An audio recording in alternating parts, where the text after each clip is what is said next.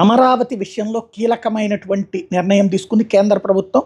అమరావతి రాజధాని నిర్మాణానికి ఏకంగా 15,000 కోట్ల రూపాయలు, ఒకటి కాదు రెండు కాదు, 15,000 కోట్ల రూపాయలు. గతంలో ఏదైతే ఒక ఏది 2,500 కోట్ల రూపాయలు ఒకటి, 1,000 కోట్ల రూపాయలు ఒకటి, 3,500 కోట్ల రూపాయలు ఇస్తే ఇప్పుడు ఏకంగా 15,000 కోట్ల రూపాయలు ఇస్తూ దాంతోపాటుగా మరిన్ని ఇవ్వడానికి సిద్ధమని ప్రకటించింది.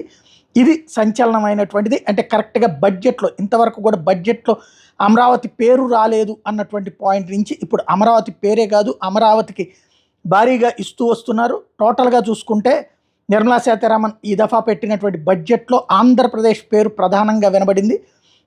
ఇందులో 15,000 కోట్ల ప్రత్యేక సాయం, అవసరాన్ని బట్టి భవిష్యత్తులో కూడా అమరావతికి మరిన్ని నిధులు, ఇవి కాకుండా విభజన చట్టానికి అనుగుణంగా పోలవరం సత్వర నిర్మాణానికి సంపూర్ణ సాయం చేస్తామని, వేరే సంస్థల నుండి కూడా నిధులు అందిస్తామని ప్రకటించారు.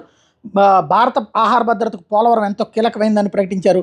మరో పారిశ్రామిక అభివృద్ధికి ప్రత్యేక సహకారం అందిస్తామంటే విశాఖ చెన్నై పారిశ్రామిక కారిడార్లోని నోడ్లకి ప్రత్యేక సాయం అందిస్తామని ప్రకటించారు.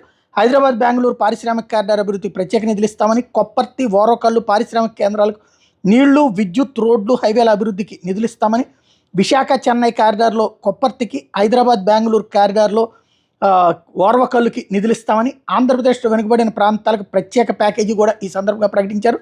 రాయలసీమ, ప్రకాశం, ఉత్తరాంధ్ర జిల్లాలకు ఈ ప్రత్యేక ప్యాకేజీ కింద నిధులు ఇవ్వబోతున్నట్టు ప్రకటించారు.